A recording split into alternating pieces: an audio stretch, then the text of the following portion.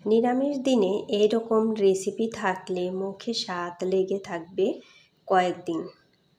এক কথায় বলতে গেলে এটাকে বাঁধাকপি দিয়ে নিরামিষের মাছও বলা যেতে পারে। হ্যালো ফ্রেন্ডস, নমস্কার, গুড মর্নিং সবাইকে। কেমন আছেন সবাই? আশা করি ভগবানের কৃপায় ভালোই আছেন।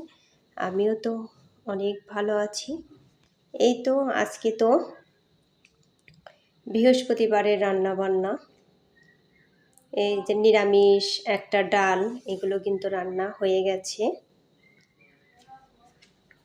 এখন এই যে টেবিলে নিয়ে রাখছি, আর টেবিলে নিয়ে কিন্তু আবার সাথে সাথে না ঢেকেও রাখতে হবে, তা না হলে মাছি এতটাই মাছি, যদি একটা গরম ডাল নিরামিষের মধ্যে পড়ে ওই ডাল নিরামিষ কিন্তু আর খাওয়া যাবে না। সেই জন্য কিন্তু এই যে সাথে সাথেই ঢাকনা দিয়ে ঢাকতে হয় সব খাবারই, যতই ধোয়া ওঠুক কিছু করার নেই, ঢাকতেই হবে। তারপরে আজকে এমন একটা রেসিপি বানাবো, একদমই নতুন রেসিপিটা। বলতে পারেন যে বাঁধাকপি দিয়ে নিরামিষের মাছও বলা যেতে পারে এটাকে। এই তো দেখেন সুন্দর করে এভাবে কিন্তু কেটে নিয়েছি বাঁধাকপি। তারপরে এই যে এখন এই শলা দিয়ে গেঁথে নিয়েছি সবগুলোই, কিন্তু এভাবে যে গেঁথে নিয়েছি সবগুলো গাঁথা হয়ে গেছে। এখন এই যে ভালো করে ধুয়ে নেব, এগুলো ধুয়ে তারপরে কিন্তু একটু সেদ্ধ করতে হবে। এই তো এদিকে আবার এই যে বেগুনও ভাজি করে নেব। এই বেগুনগুলো দেখে এতটাই ভালো লাগছে, আনার সাথে সাথেই কিন্তু মনে হয়েছিল যে এখনই ভেজে খেয়ে নেই, খেয়ে দেখি যে কীরকম লাগে। তাই ওদিন কিন্তু আর ভাজা হয়নি। এখন এই যে এখন বেগুনগুলো ভেজে নেব আমি ভালো করে। যাই হোক বন্ধুরা, একটা লাইক দিয়ে আমার ভিডিওটি কন্টিনিউ করবে। আপনাদের একটা লাইক আমার ভিডিওটিকে এগিয়ে যেতে সাহায্য করবে। আর ভিডিওটি স্কিপ না করে পুরোটাই দেখবেন, আশা করি ভগবানের কৃপায় অনেক ভালোই লাগবে। আর আমার চ্যানেলে নতুন হয়ে থাকলে একটা সাবস্ক্রাইব করে বন্ধু হয়ে আমার পাশে থেকে যেতে পারেন। আর আমার পুরনো বন্ধুদের জন্য রইল অসংখ্য অসংখ্য ধন্যবাদ, কারণ তাদের জন্যই আমি এত দূর এগিয়ে আসতে পেরেছি। আর যারা আমার নতুন বন্ধু হয়েছে তারাও আমার পাশে থাকবে সব সময়, আমিও তাদের পাশে থাকব এবং আছিও সব সময়। এই তো বেগুন ভাজা কিন্তু হয়ে গেছে, আর এগুলো ভাজতেও না তেমন বেশি সময় লাগে না, তাড়াতাড়ি হয়ে যায়। আর এই বেগুনগুলো এতটাই টেস্টি, খুবই ভালো, একদমই ভালো। বেগুন ভর্তা খেতেও খুবই ভালো এই বেগুনগুলো, ভাজি খেতেও ভালো, আবার তরকারিতে খেতেও না খুবই ভালো এগুলো। এই তো আমি কিন্তু পুরাটাই কেটে নিয়েছি, বেগুন অনেক বড় ছিল, পুরাটাই কেটে নিয়েছি, তা না হলে কিন্তু আমাদের হবে না। এগুলো আমরা কিন্তু সবাই একটু বেশি বেশি খেতেই পছন্দ করি, ভাজি টাজি। এই তো ওই যে কপিগুলো যে আমি ওই যে শলা দিয়ে গেঁথে গেঁথে রেখেছি, ওইগুলো কিন্তু একটু সেদ্ধ করে নিতে হবে, তাই কিন্তু একটু সেদ্ধ করে নিচ্ছি বন্ধুরা। আর এদিকে তো বেগুন ভেজে নিচ্ছি।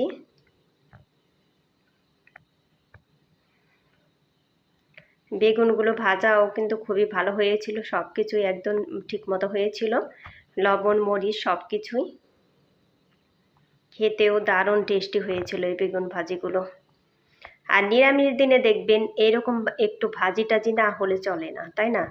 ডাল যতই থাক, ডাল নিরামিষ, তার সাথে একটা ভাজি থাকবে, যে কোনো ভাজি, বেগুন ভাজি হোক, উচ্ছে ভাজি হোক, আলু ভাজি হোক, বা মিষ্টি কোনো ভাজি হোক, একটা ভাজি থাকলে পরে কিন্তু হয়।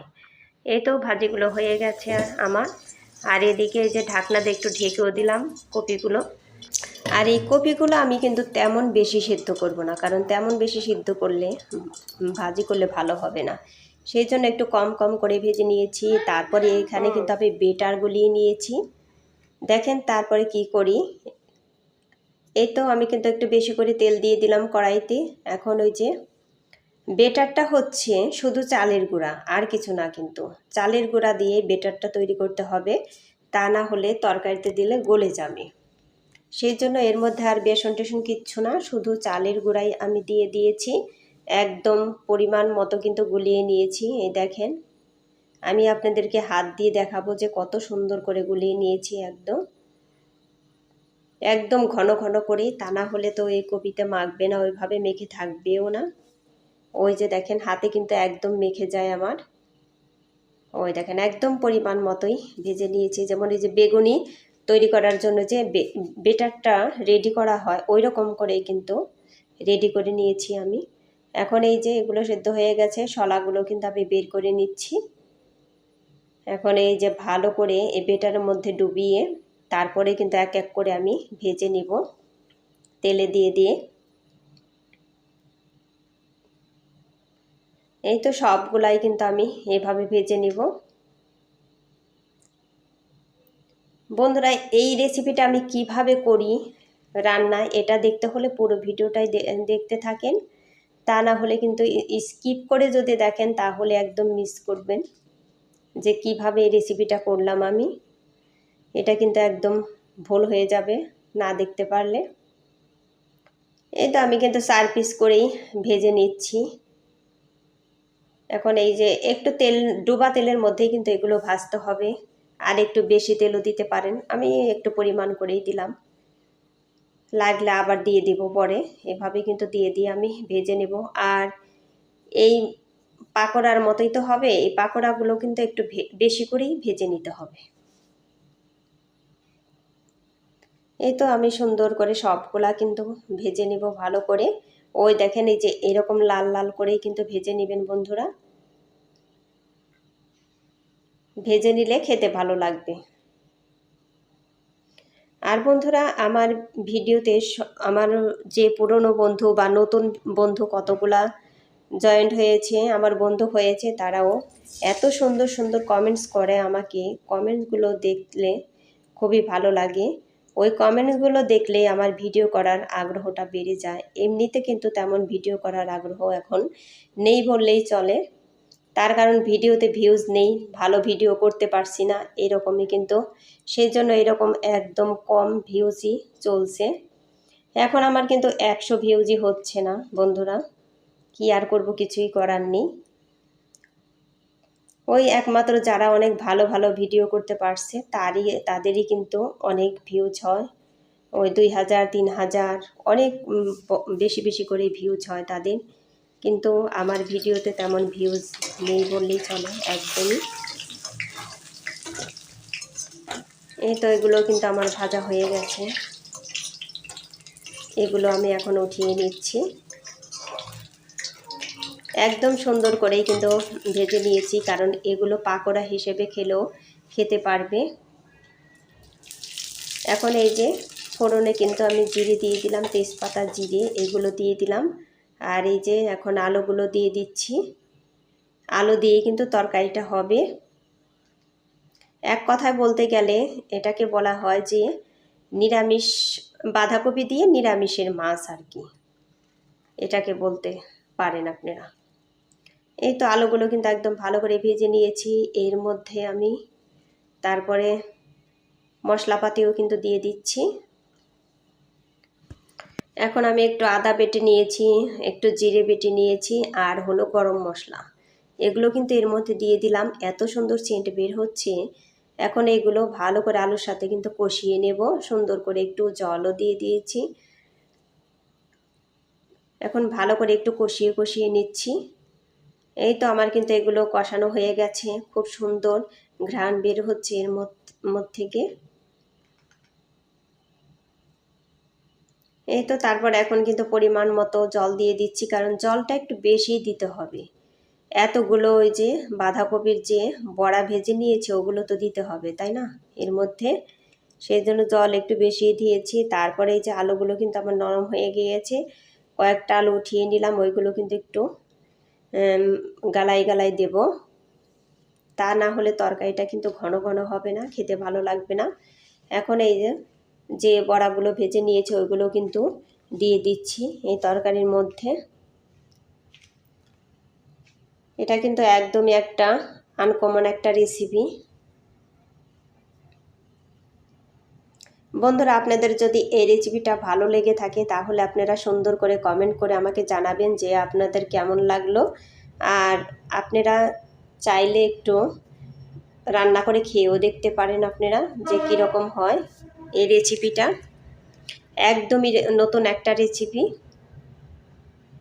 এই তো আলুগুলো সুন্দর করে আমি গালিয়ে নিলাম। এখন কিন্তু তরকারিতে দিয়ে দেব। আলুর তরকারিতে দেখবেন যে এইভাবে কিছুটা আলু উঠিয়ে এইভাবে ভেঙে ভেঙে দিলে ওই তরকারিটা কিন্তু দেখতেও ভালো হয়, খেতেও দারুণ টেস্টি হয়। আর আমার তরকারিটা কিন্তু এখন একদমই কালার সুন্দর দেখা যাচ্ছে না, তার কারণ হচ্ছে এতগুলো যে বাঁধাকপির বড়াগুলো দিয়ে দিয়েছি, সেই জন্য কিন্তু কালারটা একটু অন্য ধরনের হয়ে গিয়েছে।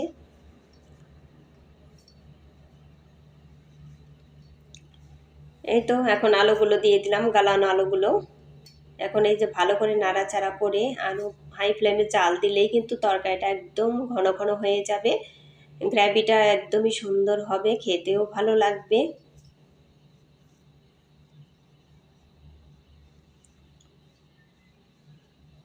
এই তো দেখেন পাকোড়াগুলো বা বড়াগুলো যাই বলেন, এগুলো দেখতেও কিন্তু খুবই সুন্দর লাগতেছে। আমার কাছে কিন্তু ভালোই লাগতেছে, শুধু কালারটা ওখানে তেমন বেশি ভালো লাগতেছে না। এই তো দেখেন একদমই কিন্তু ঘন ঘন হয়ে গেছে গ্রেভিটা। আপনাদের কেমন লাগছে আপনারা একটু জানাবেন।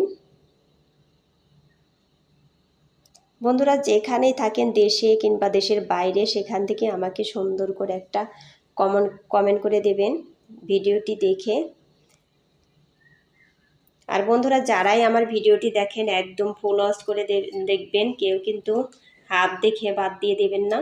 ওই দেখেন তরকারি কালারটা কিন্তু এখন খারাপ হয় নাই, কালারটা সুন্দরই হয়েছে, আর তরকারি দেখতেও কিন্তু ভালো হয়েছে। আর দেখবেন নিরামিষ দিনে এরকম রেসিপি থাকলে ভালোই লাগে, তাই না?